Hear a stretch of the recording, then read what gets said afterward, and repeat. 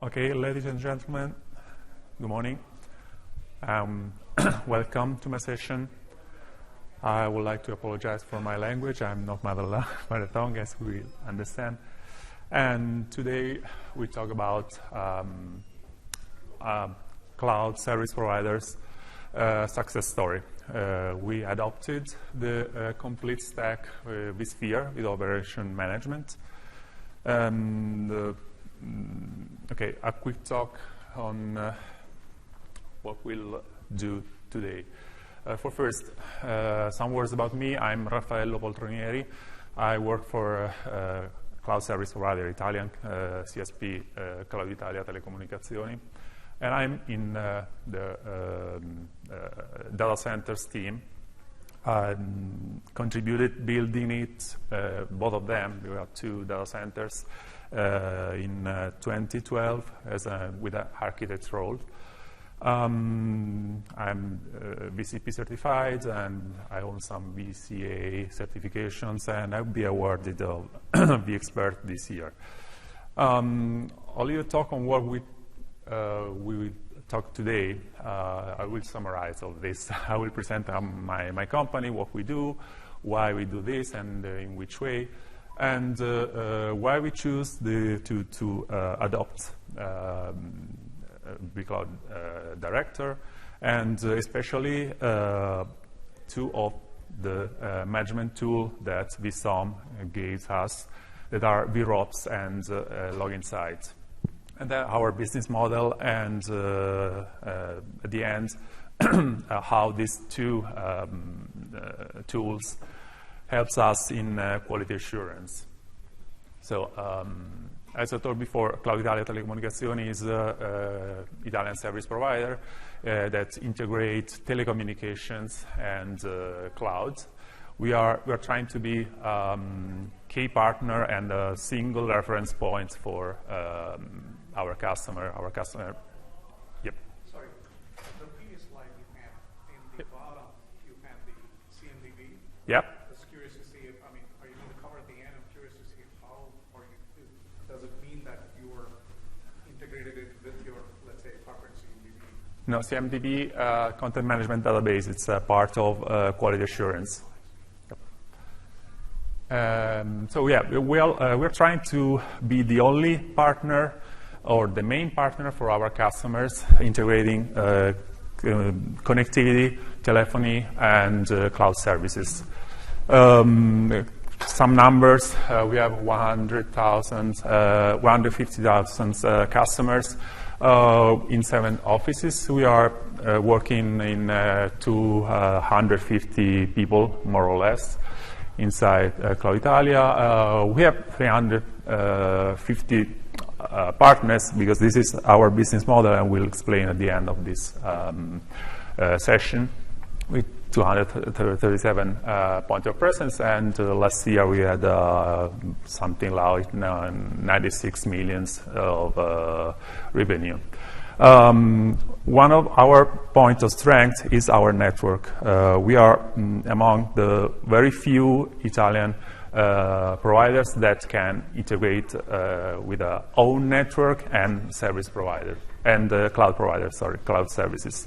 So we have 50,000 fiber kilometers of in a network. We have 3,500 radio link. And okay, stop with numbers. This is a quick map of our network in Italy and outside for the world here, Europe. This project has been completed at the beginning of this year. We built a brand new backbone along the peninsula with a current spin-off of Siemens current technology, and very scalable, up to 2.8 terabit per second. Now, this is the second point of strength for our company, and this is the one where I'm directly involved with our data centers. We have 2 data centers, so one in Arezzo in Tuscany, another one in Rome, and we are building the third one in Milano. Okay, the most important thing in this slide is that the two data centers are connected in double link and a double path. The short path, the so-called short lambda, has a 3 milliseconds of latency with 20 gigs of band, and the other one, the long lambda, has 5 or 6 milliseconds of latency. So going a little bit deeper in data center, the technologies that we used in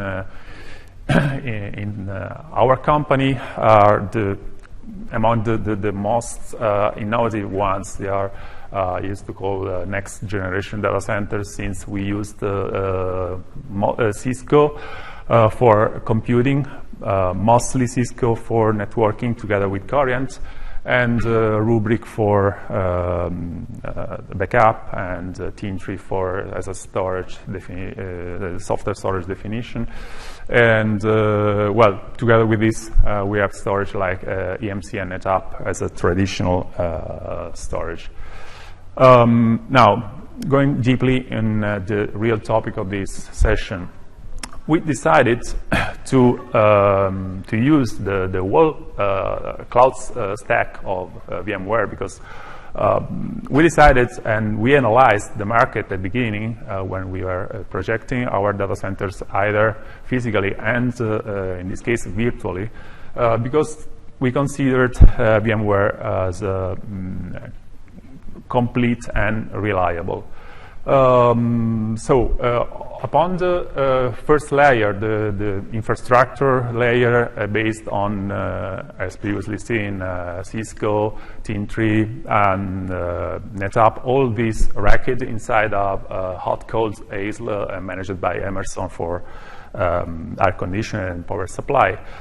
We installed the first layer, the first software layer, virtual layer, based on vSphere. vSphere with vCenter that is managing the ESXi installation. We are using auto-deploy, because with auto-deploy we can manage our UCS blades that are diskless.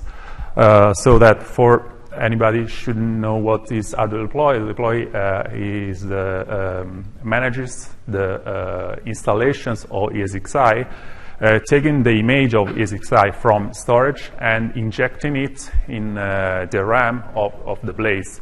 So all that blades are doesn't have identity until they boot, so that we can interchange them, replace them, and so on. We'll see this after, even as a tool with a UCS manager.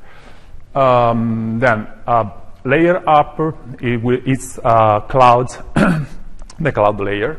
So in this layer, we decided to use vCloud Director, and with no customization, and we will I will show you why in the next slides, with vCloud Connector to allow our customers that had already had vSphere installation on site, on premise, to connect with our cloud. And then beside this, the network VCNS, vCloud Networking and Security, that is going to be, it's in progress, an upgrade to NS6, mostly because the VCNS is going to be out of support on the middle of September. And with this solution, we have been the first one in Italy to give the real keys of our data centers to customers.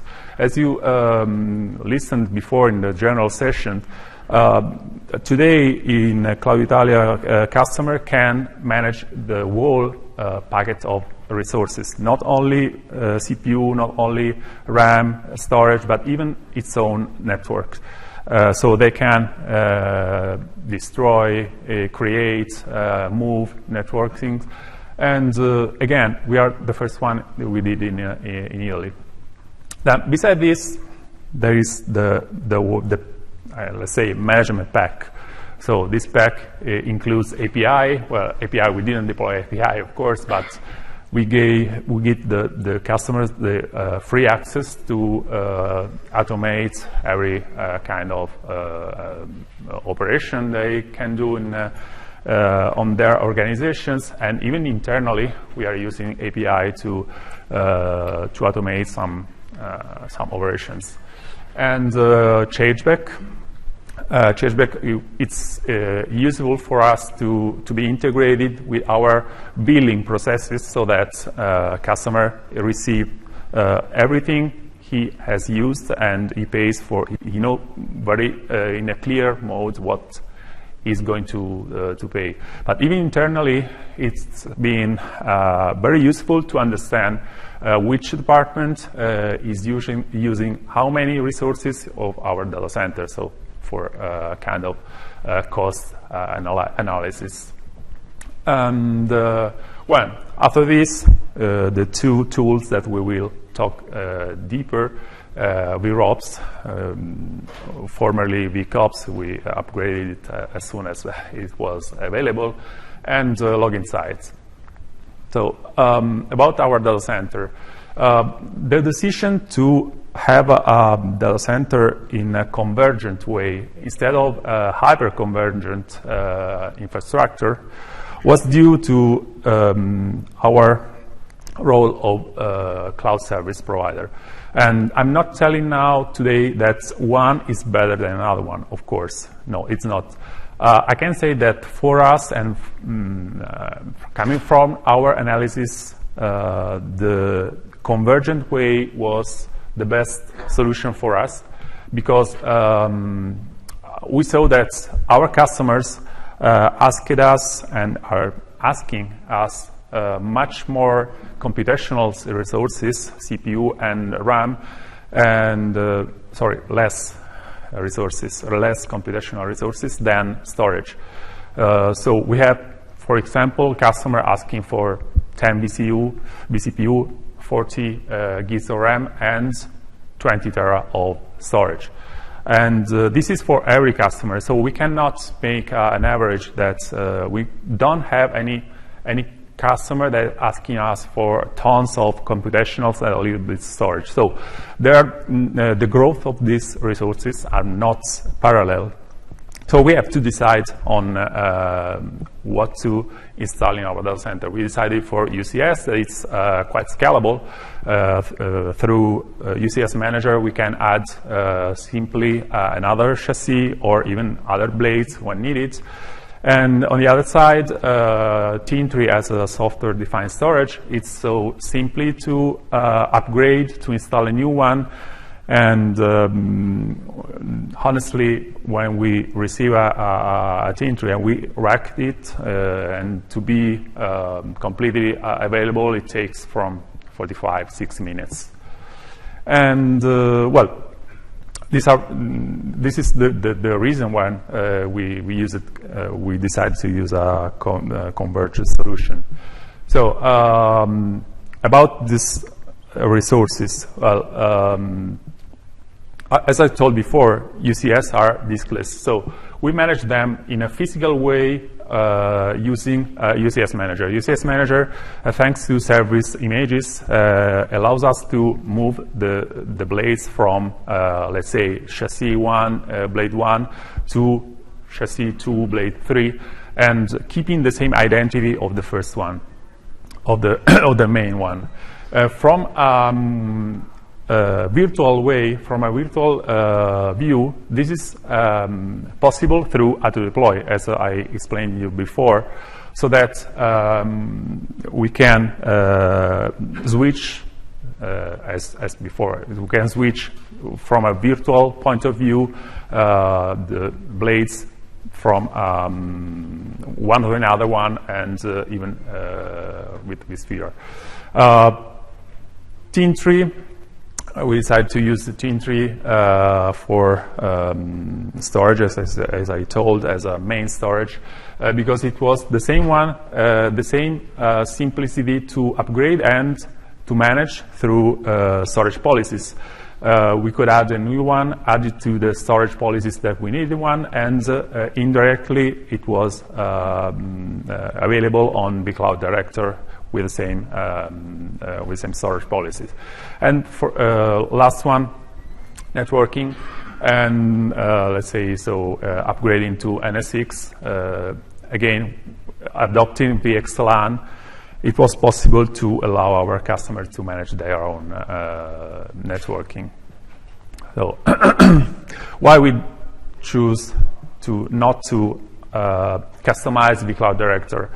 We are not putting in front any kind of interface between customer and vCloud Director. We did this because we built our data centers in, we're talking something like 10 million euros in 3 months, included projecting, included testing, and it was available after 3 months, so we cannot afford more time to go to the market. More than this, vCloud Director gave us everything we needed and even more. And especially, the most important thing that drove us to choose vCloud Director is that it was completely VMware supported. For us, as a cloud service provider, we cannot afford even 1 minute of down of problems. If we created an interface in the middle, we had to develop, test bugs, we had to build a KB, and so on. But we cannot afford this. So this is directed to medium-large enterprise. During the month, we saw that another market was available, was affordable, and it was the private and little offices one. So in this case, we decided to create an interface just for simplicity, for not IT people, so that the private that wanted to develop kind of for home uses, the offices that just needed a couple of servers and with no particular needs and with no particular networking complexity, they could go to Express Cloud, and in this case, we are selling packages to be paid by credit card. And anyway, this one too is based on vCloud Director, but it's not seen by the customer. So what's going on when you deploy a data center and you don't have any kind of monitoring system or analyzing system for your resources? Well, you start for a couple of customers. These couple of customers seeing that the cloud is going well, it's performing well. They are talking to other people. Yes, it's going good. I can try to put on the cloud even our applications that usually I run in home because they are heavy, because they are critical, and so on. And so again, and so what happens that at the end you finish your resources. And this is incredible bad, because you cannot say customer coming that I'm sorry, we are full, we cannot take you aboard. Of course not. So the result is that you have to go to the market immediately, find the first vendor you find, whichever the price it is, and you have to buy resources, and maybe that resource is not at the same quality of the first one. So this is the first place, the first situation where that two tools, especially vRops, was useful for us, for our investment. In this case, so we could be awareness of the resources that were going low, so kind of forecast. And another situation that could help us in this is to take the resources that were wasted. In that case, maybe one or even more than one I can say almost all, the customers at the beginning asks for resources that are too much for the servers, that the applications that they use. So as we'll see after, that we go advising that customer that for first you are paying too much, but we are not sent. So just because we can get can get back resources and take aboard new customers together with analysis of the market to have a new resources. So this is the tool that I was talking about. So this is the first image, the first page that you see when access to VROPS, vRealize operations. And it has 3 measure badges. They are called measure badges. So the first one is the health. With health, you can have an image, immediate image of what is happening now in your data center.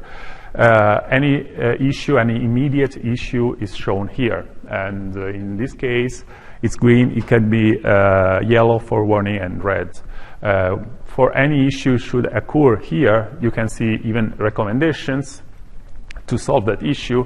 And in this case, you can even have listed any fault, any hardware faults. In my opinion, this badge should never get red, except for faults, because they are unpredictable. It should never get red just because you have the other 2 ones. And the other 2, the risk, for example, is that through analysis of tons of metrics, the system tells you what will happen or what probably will happen. And well, this was our lifesaver for investments, for future investments. And then there is efficiency. Efficiency can give you the possibility to reclaim back the resources that are wasted. Customer, as I told, can buy too much resources and oversize a virtual machine or even the whole virtual data center. And well, this badge shows us where these resources are put. So then, more than this, every major badge has several minor badges. Well, 3 minor badges for everyone. So health has the 3 minor badges that are workload, are anomalies, and anomalies are workload. I talk by itself. Anomalies are the values that are out of average, and then faults that are the hardware ones. And for risk you have the first 2 ones are similar, but are not the same. The first one, capacity remaining, explains what the quantity of resources you still have in your data center. And the second one is the time that you have before that resource will finish. And then the stress is the same one as workload, but during the time, so you have a trend. The last one, efficiency. The minor badges related to efficiencies are reclaimable capacity, so that, as I told before, you can see how much capacity is wasted, density, and compliance. Compliance is very useful for quality assurance, as we will see at the end. Before. Well, now just starting with an example of that time remaining. This is a true slide, a true image, a screenshot. They are not built because, as I told before, we are trying to explain why I'm doing this session. So in this case, we had the system telling us that we would finish our computational resource within 90 days, or more than 90 days. So we had the whole time to go a kickstart to the research on the market. So sitting down on the table, asking for vendors who gave us the best price. We got the best price to have the same resource, the same quality resource that we already have in data center. The second one is an example of how we could be advisors for our customers. This example is, a step before. Our offers on the market are adaptive and easy. Adaptive is we offer some fixed resources for a fixed amount, a fee, monthly fee to be paid by a customer. And there is a threshold. Over the threshold, customer can go within a certain percentage, but in that case, the resources are more expensive, of course. And easy is pure pay-as-you-go. This is an example of adaptive customer. So this is a a month graphics.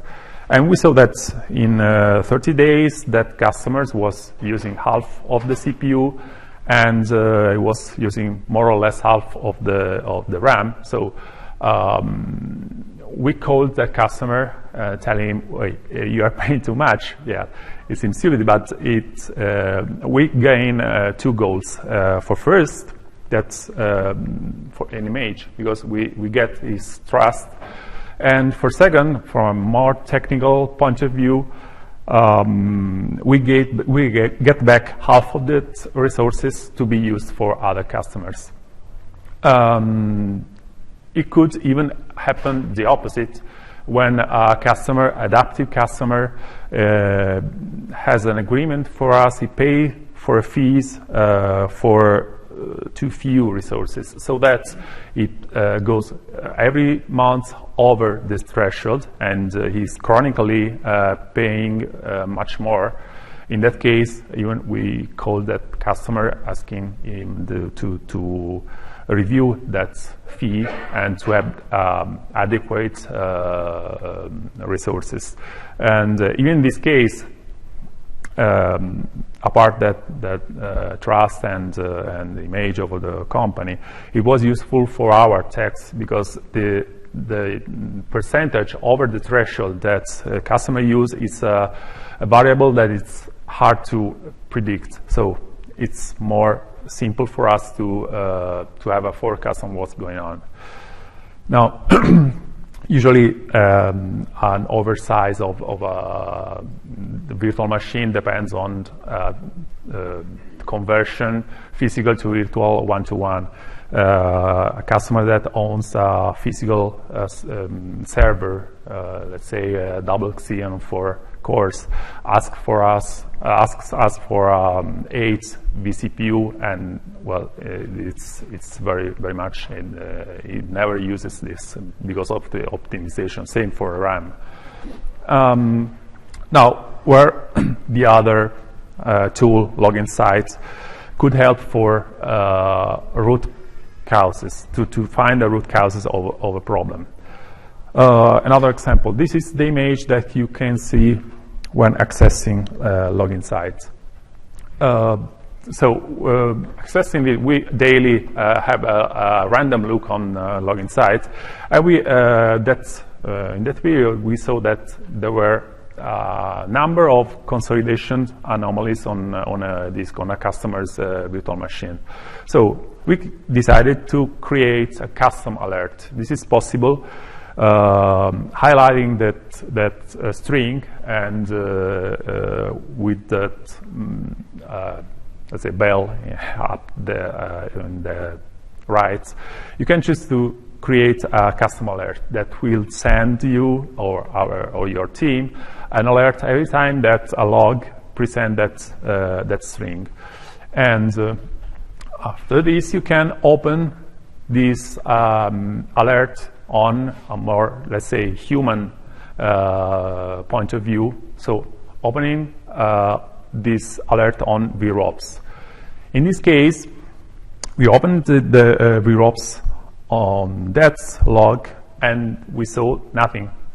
the virtual machine was healthy, no risk, no efficiency was okay. So we had quick look on the market. We called support and realized that the error that login site was showing was due to backup problem on the virtual machine, on the customer virtual machine, because he didn't enable VSS on a Windows machine. It was a SQL server.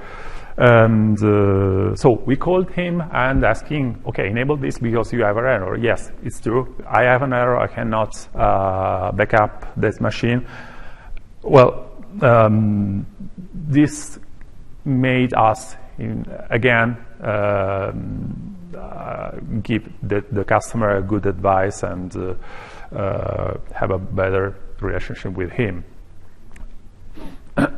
So this is a case where login site writes an alert and vRops can verify or confirm or not that alert. The opposite is true.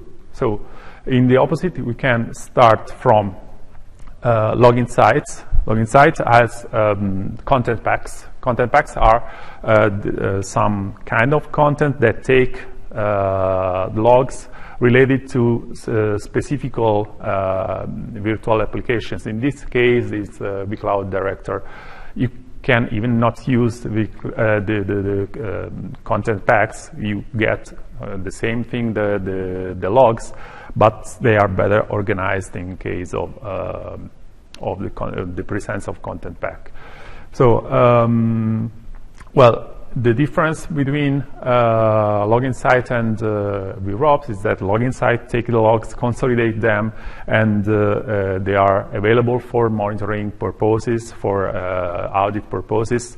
vRops instead collect metrics. So it gives your advices, recommendations, and it takes for these recommendations and analysis the lines of logs of login sites.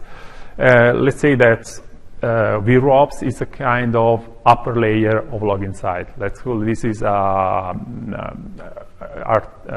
intelligence, artificial intelligence that is over login site. So when an alert is showing from vRops, so this is the opposite case of before. You can see an alert, and you could take note of the date, of the time, of the place, and you can drag deeper in login site to see where the problem, the real problem, is. Now, again, another example of cloud service providers as an advisor for a customer. We saw that even in this case, this is another view of vRops. With you can see the badge here. It was the efficiency badge. It was orange, so the middle between yellow and red, and below, you can see there is a visual summarizing of the virtual machines, and we picked up the one that was in orange, and we realized that one wasn't optimized. Okay, and it was using a few resources. So again, we called that customer and we made a new agreement, a new fee. Then, in other case where we were able to advise customer, it was again login site. This kind of log, the very same log happened for 100 times. So it was very recurrent, and for the same virtual machine. So with the ID of the virtual machine, we get which the virtual machine was, and the customer. So asking the customer, well, the issue in this case was memory admission, check admission. So the customer had too few RAM in his organization to run all the virtual machine. But it didn't call us because the error that he gets was random. Was random because it depended on how many machines it turned on, and it wasn't related to one specific virtual machine because if he had half of the virtual machine turned off, he didn't get the error. If he had every one of them turned on, he got the error. So we just contacted him, offering a solution and offering a memory upgrade, and he was grateful. Thanks. So what are we going to do now? Talking of our kind of business, where we cannot compare with other big competitors like Google, like AWS, like Amazon, Azure. Of course, we are not so big, so we choose to be tailored. Let's say that we make tailored suits to our customers. So how do we this? We offer extra thresholds, for example. We don't give customers a package. So if, for example, there's a customer that is, let's say, a accounting office, so that they need double of computational capacity at the end of the month because of accounts and so on. Well, in that case, we can manage this variable. We can give the customer the possibility to have a real network, I'm not talking now on VXLAN, but I'm talking of MPLS or VLAN, because thanks to our role of network plus cloud services. Then, for example, vShield Manager offers the possibility to have 4 dimensions of vShield. vCloud Director only offers 2. So in particular cases, we had some customers that had a very high traffic, network traffic, that asked us, well, the second, let's say the second size of the vShield that I have on vCloud Director is not enough. What should I do? Another one? And no, we changed this variable directly on vShield Manager. And more than this, a couple of helps that we give directly to the customer, for example, and help to connect, so to make a hybrid cloud for customers that have virtualization on-premise, but they are not so skilled to use a connector, and customers that doesn't have a good line, so that they cannot upload because they will take weeks, and so we do this for them too.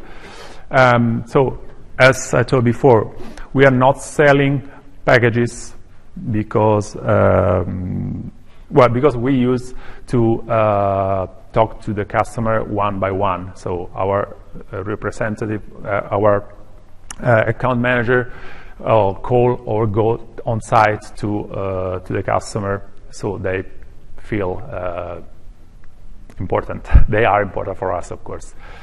A few words about our model. I told that at the beginning that we have partner models. So we choose this way because a high percentage of our customers come from our partners. The partners are the ones that had business with them, with that customers, because they were the one that sold hardware, that built physically the networks. So to have the customers was more simple because they trust the partner, and indirectly, so we have the same trust that the partner has with this customer. Then, okay, several, 3 kind, but it's not important.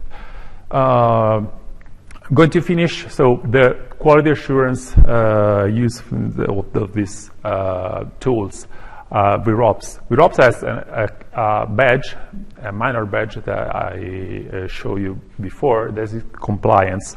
With compliance, we can have in real time the rules of the quality assurance respected.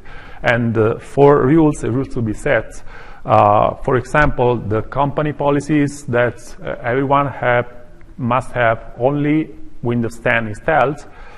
For every customer that changed this operating system, that badge became red or orange, depending on how many employees do this, so that we can be we have a compliance for the whole year. And at the end, the CMDB, the content management database, I was in charge, thanks God, to fill up that database.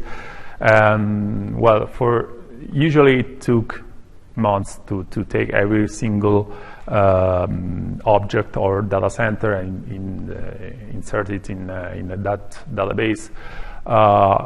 In this case, I just had this screen to fill up that database. Well, that's all. I hope that despite my language, I can have you explain what we do with these tools. For any questions, I think that should be any microphone. Okay. Yep.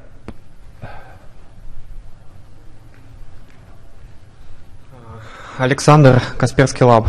I would like to ask you, do you provide some kind of front end or monitoring or control tool for your customers? For example, you mentioned the badges in vRops. What is the process of communicating this information with the customers? You monitor it by your own system administrators and provide it to the customer by request, or they have something? No, yeah, this is way. vRops is not multi-tenant, so vCloud Director has a multi-tenant role. That monitoring is for our team, so that in some cases, for example, after that problem that we had with check admission of RAM, so in that case, we realized a kind of check to be sent to our monitoring system that is available to customer. But this was a case. Let's say cases, recurrent cases, recurrent cases. We made this available, but indirectly. So customers doesn't have access to that tool. Just because it's not multi-tenant, we should give thousands of accounts around.